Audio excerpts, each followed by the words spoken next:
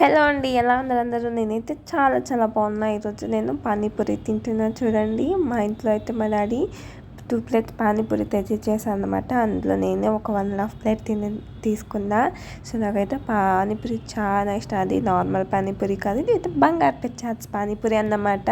So చూడండి, పానీ మొత్తం ఒక గ్లాస్లో పూసుకుని, సో పూరీనంతా నేనే ఫస్ట్ రెడీ చేసి పెట్టేసుకున్నమాట.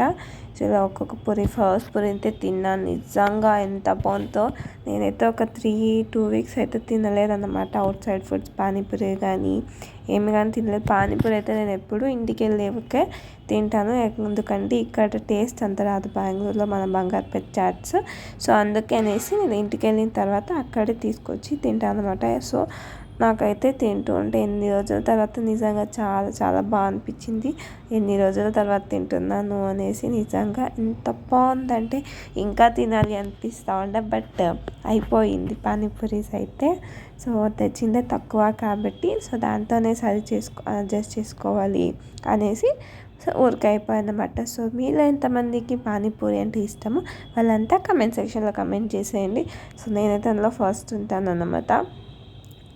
కొన్నిసార్లు టైం ఉంటే ఇంట్లోనే పానీపూరిని చేసుకొని తింటాను.